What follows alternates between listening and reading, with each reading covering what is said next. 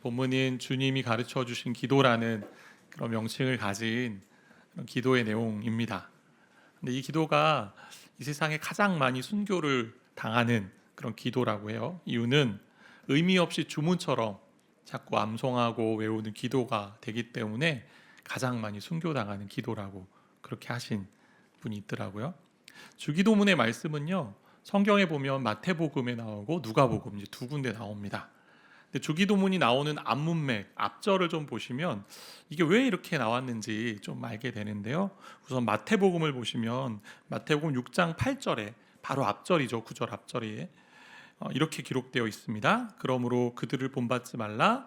구하기 전에 너에게 있어야 할 것을 하나님 너희 아버지께서 아시느니라. 그들을 본받지 말라는 얘기는 그 앞에 잘못된 기도를 하고 있는 사람들을 본받지 말라는 거예요. 그 앞에 사람에게 보이려고 하는 기도가 있었고, 위선적인 기도, 외식적인 기도가 있고요. 또 하나는 중언부언하는 기도의 모습이 있었습니다. 그러니까 은밀한 중에 계신 하나님께 기도해야 되는데 사람에게 보이려고 넓은 곳에 가서, 사람이 가장 많이 있는 곳에 가서 기도하는 거죠. 나 기도하고 있다 알려주는 거죠. 그리고 또 생각 없이 아무런 뜻도 없는 말을 계속 반복되는, 그러니까 반복하는 기도가 잘못됐다는 게 아니고 아무런 의미 없이 계속 되뇌어서 많이 기도하면 하나님이 들어주실 거야 라는 마음으로 기도했던 그 기도의 잘못된 기도 뒤에 이제 기도를 알려주시는 게 마태복음의 모습이고요. 누가복음 11장에 보면요, 11장 1절에 이렇게 기록되어 있어요. 예수께서 한 곳에서 기도하시고 마치심에 제자 중 하나가 여짜오되 주여 요한이 자기 제자들에게 기도를 가르친 것과 같이 우리에게도 가르쳐 주옵소서. 기도를 가르쳐 달라라는 제자들의 요청에 우리 주님이 기도는 이렇게 하는 거야 라고 알려주는 거죠. 그래서 예수님이 이 주님이 가르쳐 주신 기도라고 이 붙인 이 주기도문을 알려주셨는데, 결국 예수 그리스도를 믿고 따르는 제자들이 어떻게 기도해야 되는지를 알려주는 기도문이라고 할 수 있잖아요. 근데 조금 더 생각해 보면 예수님이 이처럼 기도하진 않으셨습니다. 왜냐하면 예수님 죄가 없으신 분이잖아요. 내 죄를 용서해 달라는 기도를 하실 필요가 없거든요. 그러니까 이건 주님의 기도는 아니에요. 제자들이 해야 되는 기도고 주님이 가르쳐 주신 제자들의 기도라고 할 수 있어요. 기도의 방식을 알려주는 그런 기도입니다. 마치 건축물에서 비계와 같은 역할을 하는 건데, 비계가 이렇게 볼 수 있는 사진을 보시면, 건축물 보면 이걸 비계라고 하죠. 이게 그러니까 높은 곳에서 공사할 수 있도록 임시로 계속 가건물을 설치해 놔야만 계속 올라가면서 건축물을 지을 수 있잖아요. 그곳이 바로 비계라고 합니다. 그 건축물, 가설물을. 그러니까 결국 이 기도는, 주기도문은 하나의 기도의 방식을 알려주는 거지 이것처럼 계속 반복해서 기도해라 그런 기도는 아니에요. 그런데 마태복음에 보면 주기도문이 어떻게 배치되어 있냐면 예수님의 산상설교라는 이 가운데 배치되어 있어요. 산상설교가 5장부터 7장까지 있는데 그 6장에 지금 있는 거잖아요. 근데 산상설교의 전체적인 구조를 보면요, 산상설교의 핵심을 하나님 나라라고 볼 수 있습니다. 하나님 나라. 산상설교가 시작되는 처음 부분에 5장 앞부분에 보면 팔복이 나오는데, 팔복이 첫 번째가 이렇게 되죠. 심령이 가난한 자는 복이 있나니 천국이 저희 것입니다. 그리고 5장 8절에도 보면 의를 위하여 박해를 받는 자는 복이 있나니 천국이 그들의 것입니다. 반복되는 단어 뭐가 있죠? 천국이 있습니다. 산상설교의 결론부에 보면 7장에 가면 7장 21절에 하늘에 계신 내 아버지의 뜻대로 행하는 자라야 천국에 들어갈 수 있다. 또 천국에 대한 얘기하고 있죠. 그러니까 산상설교의 여러 가지, 제자들이 어떻게 살아야 되고 제자들의 복이 무엇이고 특권이 뭐고 그들의 위험이 뭔지를 다 알려주는 그 말씀 속에 결국 하나님 나라로 이제 우리는 핵심을 볼 수 있는데, 처음과 마지막이 다 천국, 하나님 나라를 다루기 때문에, 그래서 하나님 나라가 산상설교의 주제가 되고 있음을 우리는 볼 수 있어요. 주기도문 안에서도 하나님 나라가 임하게 해달라는 이 기도는요, 산상설교 안에서 하나님 나라라는 중심이 있는 걸 볼 때 이 주기도문 안에서도 하나님 나라가 임한다라는 이 기도는 아주 핵심이 되는 기도라고 할 수 있습니다. 오늘 그 기도를 좀 잠시 살피려고 하는데요, 왜 우리가 하나님 나라가 임하시오며 라고, 하나님 나라가 임하게 해달라고 기도해야 될까요? 복음서에 보면 예수님 말씀하시죠. 회개하라 천국이 가까웠다. 이 얘기는 천국이 왔다는 얘기예요. 예수님과 함께. 그리고 누가복음에 보면 너희 안에 하나님 나라가 있다. 하나님 나라가 어디 있다, 여기 있다가 아니라 너희 안에 있다라고 말씀하세요. 그처럼 예수님과 함께 하나님 나라는 이미 저와 여러분에게 이미 있습니다. 그런데 아직 그 나라가 완성되지 않았다라는 거죠. 성경의 여러 용어들 중에 좀 머리가 아프게 하는 용어들이 있잖아요. 예를 들면 중생이라는 단어 좀 머리가 아프잖아요. 예정도 그렇고 뭐 선택 뭐 이런 것도 그렇고, 그 중에 이제 하나의 단어가 또 있는데 이것들을 잘 개념을 알아야 신앙생활에 도움이 됩니다. 그 개념들을 이미 그러나 아직 아니라는 중요한 용어가 있습니다. 이미 그러나 아직 아니. 우리의 구원의 모습들도 그런 건데, 구원의 완성에 대한 부분도 하나님 나라가 예수님으로 임해서 이미 왔어요. 저와 여러분 가운데 왔어요. 근데 아직 그 나라가 완성되지 않았다라는 거죠. 이걸 비유적으로 잘 설명해 준 신학사에 있는 오스카 쿨만이라는 사람이 이제 군사적인 용어를, 군대 용어를 가지고 설명을 했습니다.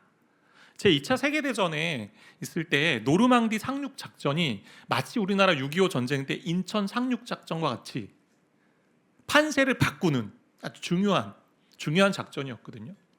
그러니까 1944년에 노르망디에 연합군이 상륙함으로 말미암아 연합군이 몰렸던 그런 가운 전쟁에서 이제 승기를 잡아가는 터닝 포인트를 잡거든요. 근데 그럼에도 불구하고 독일군과 계속 싸워야 되는 일들이 있었고요. 마지막 승리하는 것은 베를린을 함락했을 때, 그리고 독일군이 항복의 깃발을 들었을 때 전쟁이 끝났거든요. 그래서 이것은 보통 상륙 작전하는 날을 군대 용어로 보면 어떤 결전의 날, 예정된 날이 있어서 작전에 D-Day라고 표현을 하잖아요. 우리가 많이 쓰죠, D-Day. 그죠?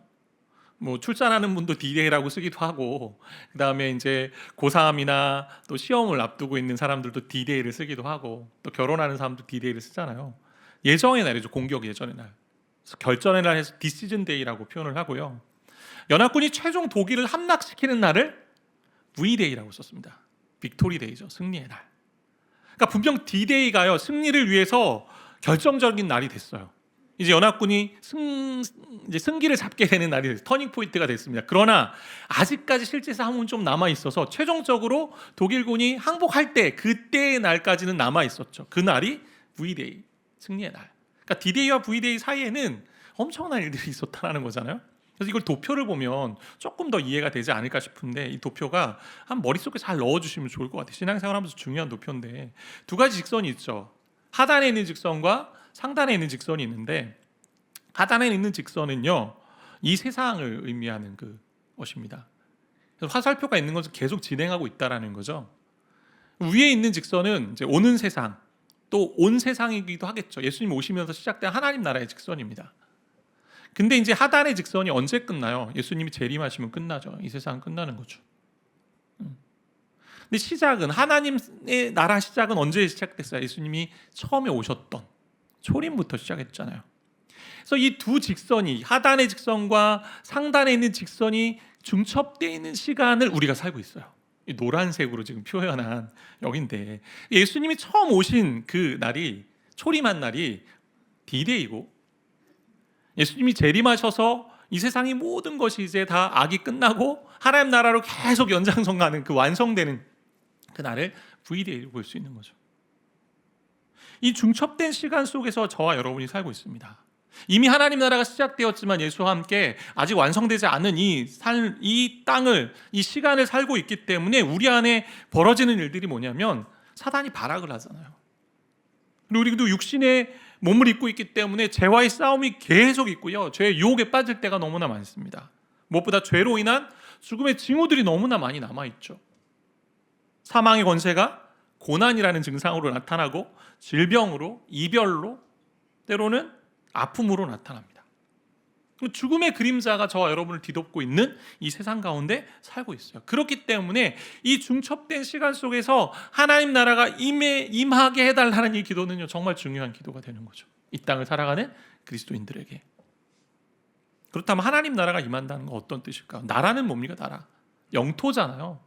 우리가 지금 발을 딛고 있는 이 땅이 이제 나라라고 우리가 얘기하는데, 근데 나라에는 뭐예요? 다스림이 있잖아요. 통치가 있는 거죠. 왕의 통치가 미치는 곳이 이스라엘은 나라라고 생각했습니다. 지역적인 의미가 컸던 것 같아요. 그래서 나라가 임한다는 것은요, 그들이, 이스라엘 백성이 로마의 압제 가운데 있는 상황 속에서 해방, 자기의 땅을 갖게 되는 해방과 자유를 의미하는 것이었어요. 그러나 하나님 나라는 눈에 보이지 않잖아요. 이 눈에 보이는 지역적인 개념을 넘어서 하나님의 뜻과 하나님의 주권이 임하는 나라를 하나님 나라라고 얘기하는 겁니다. 그래서 하나님의 주권이 행사되는 곳, 하나님의 뜻이 나타나는 모든 영역이 하나님 나라가 되는 거죠. 단순히 영적인 영역만이 아니에요. 저 여러분이 지금 거하고 있는 이 땅 속에서 학교나 직장이나 또 때로는 공동체나 교회나 가정이나 이 땅도 하나님 나라가 되는 거예요. 하나님의 통치가 임하면.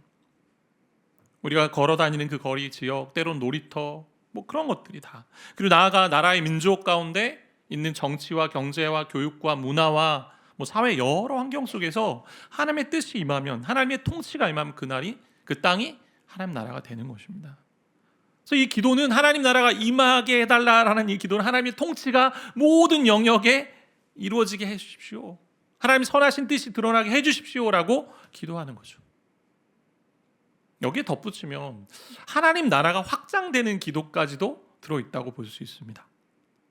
교회와 신자, 성도의 부르심이 뭘까? 왜 부르셨어요? 저와 여러분을 하나님 자녀로 삼아주셨고 예수 그리스도 닮아가는 그날까지 우리를 성화시키는 그 길로 하나님이 인도하시는데, 정말 우리의 부르심과 사명이 무엇입니까? 구별된 존재로 살고 빛과 소금으로 살고 세상에 영향력을 미치는 것, 네, 그렇게 사는 거 맞아요. 그런데 그렇게 사는 이유가 뭐예요? 빛과 소금의 역할을 하고 세상에 영향력을 주면서 결국 하나님께로 돌아오지 않은 이 세상 사람들을 주께로 돌아오는 도구로 삼으시기에 저와 여러분을 보내셨다는 거잖아요. 하나님 나라가 임한다는 얘기는 아직 믿지 않는 백성들에게 하나님의 복음이 전해지고 그들도 하나님의 백성으로 들어오는, 그리고 하나님 나라가 확장되는 것까지도 우리는 기도하는 거죠. 이 사명의 기도가 이 가운데 담겨 있다는 얘기예요. 그런데 이렇게 구할 때 하나님 나라가 임하시오며 라고 구할 때 생각해 볼 세 가지 정도를 저는 좀 생각하게 됐는데, 생각해 볼 점이 있는데, 하나님 나라를 구하고 있지만 세상의 나라가 지금도 있잖아요. 우리 영향을 받고 있는. 그래서 주의 나라가 임하시오며 기도할 때 우리 한 세 가지 정도 한번 생각해 보면 좋을 것 같아요. 첫 번째는 하나님 나라인가 나의 나라인가요? 하나님 나라인가 나의 나라인가? 하나님의 주권적 통치가 이루어지는 나라를 정말 구하고 있는지예요. 이 질문 한번 던져보세요.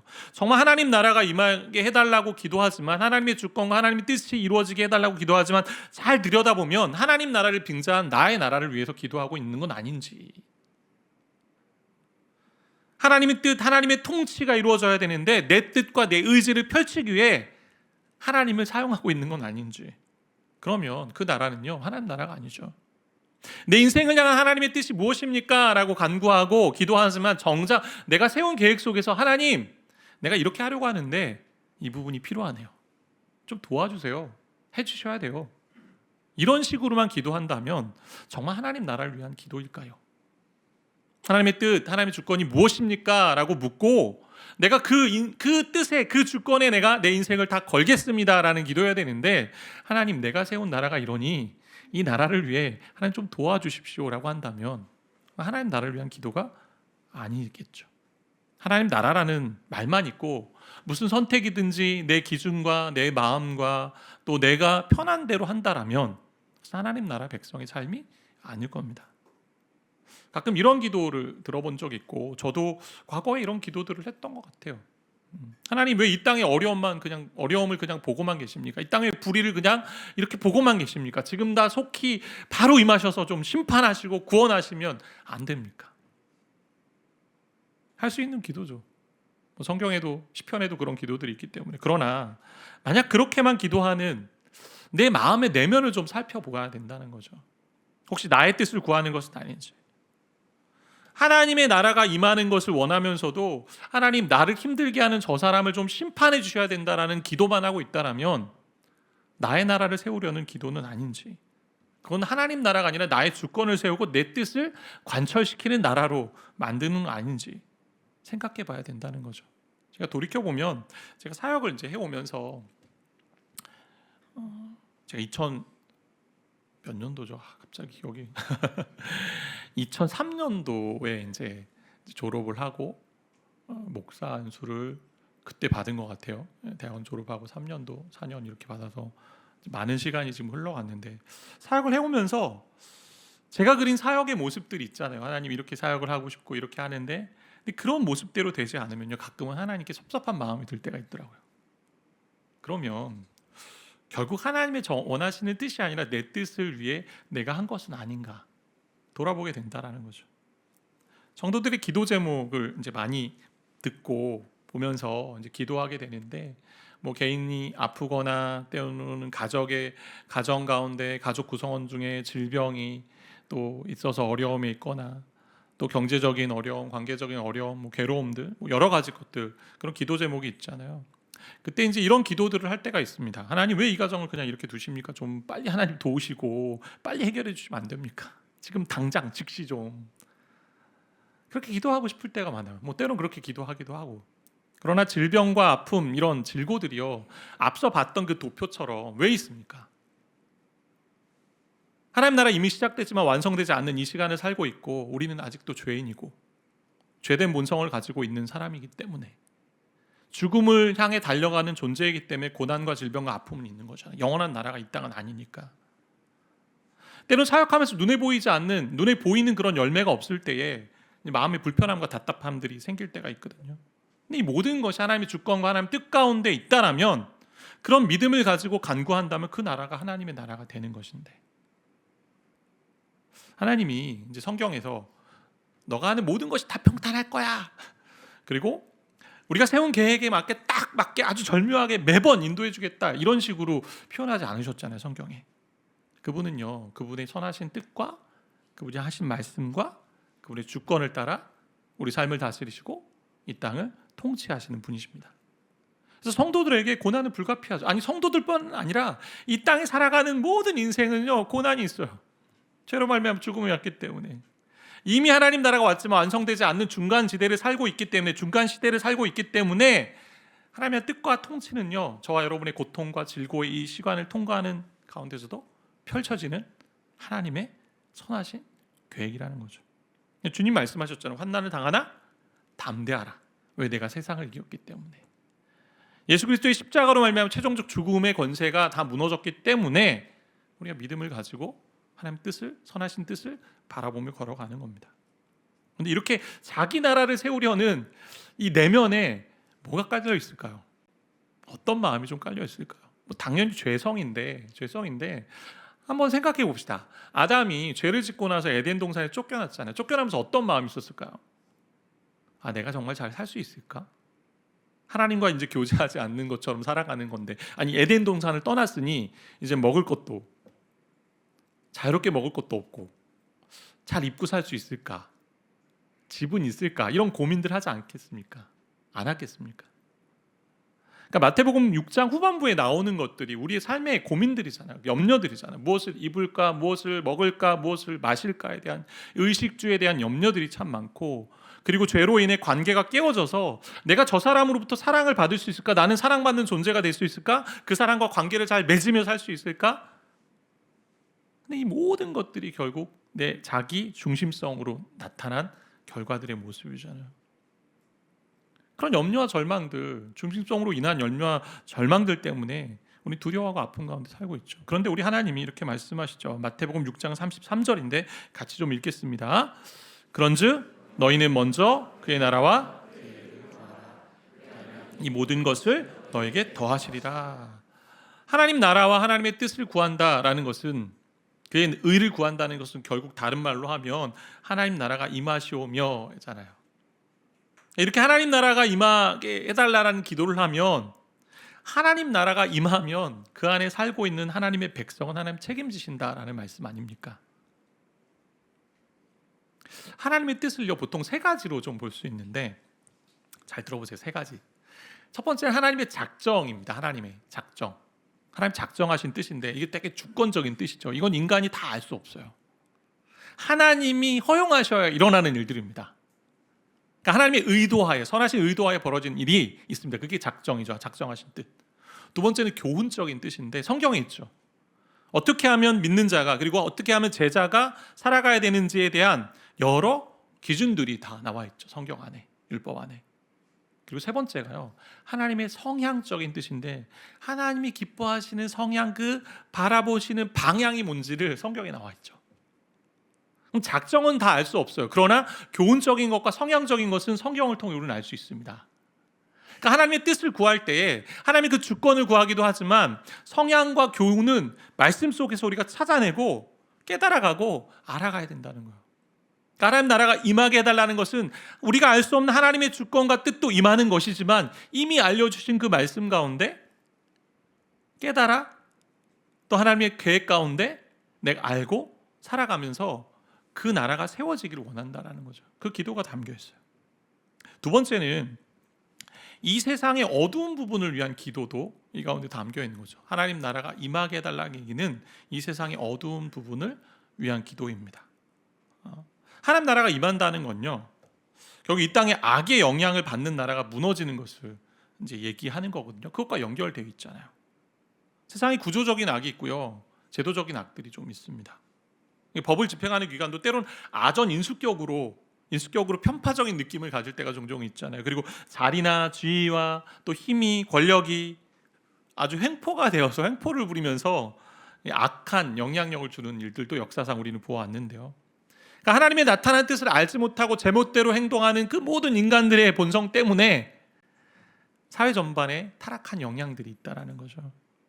더 교묘해진 것이 있는데요, 악이라 이야기하지 않고 때로는 문화라고 이야기하면 접근하는 것들이 참 많습니다. 문화가 뭐예요? 사람들이 생각 없이 하는 일, 억지로 설명할 필요 없이 자연스러운 일처럼 되는 것들이 문화잖아요. 문화. 악이 문화를 조장하면서 문화라는 이름으로 저와 여러분을 공격하고 있습니다. 대표적인 게 상대주의 가치관인데요, 그냥 다양성이라는 걸로 모든 걸 다 그냥 퉁치는 거죠. 다양성. 저 사람도 존중받아야 하고 나도 존중받아야 되니 저 사람 의견도 맞고 내 의견도 맞고. 문화는 선하고 옳은 것도 많아요. 그런데 타락한 인간이 모여서 문화를 이루어갈 때 악이 집단 형태로 악한 영향력을 주는 것을 보게 된다는 거죠. 그래서 우리가 이 기도를 한다는 것은, 하나님 나라가 임하게 해달라는 것은 사회적인 악한 영향력, 구조적인 악들이 무너지고 하나님 나라가 세워지는 것, 하나님의 의가 온전히 세워지는 것을 드러나도록 기도하는 거죠. 성경에 여러 가지 율법이 있잖아요. 법들이 있지 않습니까? 하나님 나라 백성이 살아가야 할 삶의 기준이 있고요, 또 공의를 세우시는 어떤 기준들이 다 들어 있습니다. 예를 들어 잘못된 증언, 거짓 증언을 했을 때 그 거짓으로 증언한 대로 또 대가를 치르게 하시는 그런 율법들이 신명기에도 있고 다 있는데, 근데 하나님의 공의는요, 또 다른 이웃 사랑의 모습을 보이는 것을 우리는 보게 되는데, 인간은 의를 세운다고 할 때, 정의를 세운다, 공의를 세운다 할 때 악을 정죄하고 심판하는 것만 생각할 때가 있어요. 그러나 하나님의 의는 또 다른 모습을 가지고 있어요. 신명기 10장에 보면 나오는데, 악한 자들 처벌할 뿐만 아니라 약한 자들을 돌보는 그런 말씀으로 드러나고 있어요. 신명기 10장에 보면 고아와 과부를 위하여 정의를 행하시며 나그네를 사랑하여 그에게 떡과 옷을 주었나니. 고아와 과부를 위한 정의는 그들을 먹이고 세우고 또 돌보는 거예요. 그러니까 연약한 자를 세워주는 공의도 공의다라고 얘기하는 거죠. 그래서 이 땅에 악이 있죠. 어두움이 있죠. 구조적인 악들이 있습니다. 그것들이 하나님의 공의 가운데 다 무너지고 또 약자들을 보호하고 세워주는 따뜻한 정의가 세워지는 것을 기도하는 기도의 내용이 오늘 이 하나님 나라가 임하시오며 이 가운데 담겨 있다는 것입니다. 세 번째, 마지막인데, 내 안에 존재하는 악의 모습도 있지 않습니까? 내 안에 존재하는 악의 모습. 다르게 표현하면 내 안에 있는 악의 나라잖아요. 우리 마음이 하나님 나라가 돼야 되는데 이 마음 가운데 계속 악이 있잖아요. 로마 7장에 보면 이렇게 표현하고 있습니다. 원하는 바 선을 행하지 않고 원치 아니하는 바 악을 행하고 있다. 이게 우리의 모습이거든요. 분명히 선을 하나님의 말씀의 기준에 따라 하나님을 기뻐하시는 그 성향에 따라 살고는 싶은데 마음은 있는데, 마음을 가졌는데 행동은 다르게 나올 때가 얼마나 많은지. 저와 여러분을요, 하나님 대리 통치자로 택하셨어요. 그래서 그분의 성품을 반영하게 하셨고요, 이 땅에 무너진 세상을 회복하는 일에 우리를 도구로 부르셨는데요, 우리가 불의의 병기가 되고 있다는 거예요. 하나님 말씀이 기준이 됩니다. 그래서 하나님의 뜻, 또 하나님의 의지, 또 하나님의 계획, 이것들을 따라 살려고 계속 우리가 나아가야 되는데 자꾸만 내 속에서 올라오는 욕망에 따라 살고 싶은 마음이 우리 가운데 너무나 많다는 거죠. 그래서 남에게 들키지 않으면 괜찮아 라고 생각할 때도 있고요. 내 안에 우상을 만들어 놓고 하나님 섬긴다고 하면서 이 우상도 섬기고 결국 나를 섬기고 내 이기심을 섬기고 내 중심성 가운데 사는 모습 가운데 있다라는 거죠. 그런 관계 속에서도 하나님의 뜻보다, 하나님의 기준보다, 말씀보다 내 뜻과 내 취향, 또 내가 원하는 방향대로 살기를 원한다는 거죠. 마치 말씀도요, 내가 원하는 방식대로 이용합니다. 대접하라 막 하는 거죠. 주변 사람들이 난 대접하지 않으면서. 주기도문의 이제 후반부에 가면요, 이제 뒤에 세 가지 기도가 나오잖아요. 인간 편에서의 기도라고 할 수 있는데, 일용할 양식을 구하고요, 그리고 용서를 구하고 인간관계 속에서, 그다음 악과 유혹의 싸움에서 이제 이것들을 벗어날 수 있고 이길 수 있게 해달라는 거, 구해달라는 그런 기도들을 하고 있는데, 결국 인간의 연약함을 구하는 거잖아요. 양식의 두려움이 왜 있을까요? 하나님 불신하는 것 때문에. 그리고 자기 중심성으로 서로를 돌보지 않죠. 내 것만을 위해서 자꾸 끌어들여야 되고, 저 사람이 나를 먹일 것 같지도 않고 나도 저 사람을 먹이고 싶지도 않고, 관계 속에서 용서하는 것도 결국 자기 중심성이죠. 관계를 틀어지게 하고. 그러니까 결국 하나님 나라 백성이 되어 산다면, 네가 하나님 나라가 임하는 것을 구한다면, 너는 양식의 문제나 또 용서의 문제, 그리고 악에 빠지는 문제, 이거 다 구하며 살아야 된다. 하나님 나라 백성으로 산다는 것. 내가 왕이 되는 나의 나라가 아니라 하나님이 왕이 되시고 하나님 주인 된 하나님 나라가 되는 삶을 살아야 된다라는 거예요. 근데 이 주님이 가르쳐 주신 기도는요, 간구의 기도이기도 하지만 서원 기도입니다. 서원이란 얘기는 내가 그렇게 살겠다라는 기도인데, 주님의 나라가 그렇게 이루어지기를 바라는 만큼 내가 하나님의 백성으로 살겠다는 고백이 담겨 있고 헌신이 담겨 있고 순종이 담겨 있는 기도예요. 그래서 이 기도는 제자도의 기도예요. 그러니까 자기가 제자가 돼서 하나님의 자녀로 하나님의 제자가 돼서 자기를 부인하고 자기 십자가를 지고 살겠습니다라는 기도의 다른 모습이에요. 그 나라가 저와 여러분을 통해, 우리 공동체를 통해 이 땅 가운데 임하게 해달라는 기도기 때문에 내가 그러한 공동체를 만들고요, 내가 이 땅에 그러한 역할들을 감당하고 하나님의 뜻이 이루어지고 하나님의 그 교훈적인 뜻이 이 땅에 이루어지도록 내가 도구로 쓰임받겠습니다라는 기도라는 거죠. 매일의 삶에서, 그리고 우리가 있는 모든 현장에서, 가정이나 직장이나 교회나 뭐 학교나, 하나님의 주권적인 뜻, 작정은 다 알 수 없지만 이미 허락하신 말씀 속에서 교훈적인 뜻, 그리고 하나님이 바라시는 그 기뻐하시는 성향들에 따라 우리도 그렇게 살아낼 수 있다는 거죠. 그렇게 순종하며 살겠다라는 그런 결단이 담겨있는 기도입니다. 그래서 우리가 말씀을 볼 때 하나님의 교훈적인 뜻을 찾잖아요. 하나님의 성향을 딱 찾잖아요. 발견했으면 그냥 지식적으로만 그 말씀을 알아가는 것이 아니고 내가 순종하는 마음으로 이 말씀을 따라 살아야 된다는 거죠. 이 기도는 그래서 기도하는 만큼 내가 그렇게 살겠습니다. 다시 말하면 하나님 나라가 임하는 것을 저와 함께 좀 시작해 주십시오. 하나님 나라가 이 땅 가운데 임하는 것, 우리 가정에, 우리 교회에, 우리 학교에, 우리 직장에 임하는 것을 나와 함께 해주십시오라는 기도가 담겨 있는 거죠. 그리고 나를 그렇게 하나님 뜻에 따라 사는 순종하는 백성으로 만들어 주십시오. 말씀 좀 정리하고자 하는데, 우루과이에 있는 성당 그 교회에 이런 기도, 주기도문이 붙어 있대요. 다르게 좀 쓴 주기도문인데 한번 들어보세요. 하늘에 계신 이라고 하지 마라. 세상 일에만 빠져 있으면서. 우리라고 하지 마라. 너 혼자만 생각하며 살아가면서. 아버지라고 하지 마라. 아들, 딸로서 살지 않으면서. 아버지의 이름이 거룩히 여김을 받으시며 하지 마라. 자기 이름을 빛내기 위해 안간힘을 쓰면서. 아버지의 나라가 임하옵시며 하지 마라. 물질 만능의 나라를 원하면서. 아버지의 뜻이 하늘에서와 같이 땅에서도 이루어지소서 하지 마라. 내 뜻대로 내 나라를 만들길 원하면서. 오늘 우리에게 일용할 양식을 주시고 하지 마라. 가난한 이들을 본체 만체하면서. 우리에게 잘못한 일을 우리가 용서하오니 우리 죄를 용서해 주시고 하지 마라. 누군가에게 아직도 앙심을 품고 있으면서.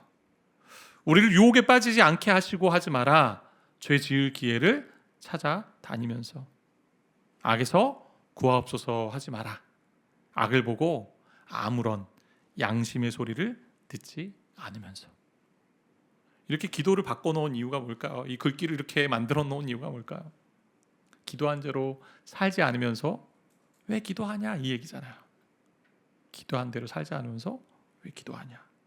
그래서 주기도문은 주님께서 하나님 나라 백성으로 기도할 내용과 그렇게 살아야 할 자세를 가르쳐 주신 기도입니다. 제자로서 그렇게 살아야 된다. 그러니까 간구하는 기도임과 동시에 내가 그렇게 살겠습니다라는 결단과 순종과 서약이 담겨 있는 기도예요. 저와 여러분이 이 땅에 하나님 나라가 임하는 것을 간구하지 않습니까? 그렇다면 저 여러분이 있는 이 땅, 내가 거하는 그 가정, 직장, 학교, 또 공동체, 교회, 그곳이 하나님 나라가 되기를 간구한다면 여러분이 하나님 나라 백성으로 살아야 된다는 거예요. 그 뜻이 나를 통해 우리를 통해 이루어지길 원합니다라는 그 마음과 함께 내가 그렇게 하나님의 제자로 하나님의 백성으로 살아가겠습니다라고 고백한 대로 또 실천하고 또 성숙한 길로 나아갈 때 우리 가운데 하나님 나라가 임하는 줄 믿습니다.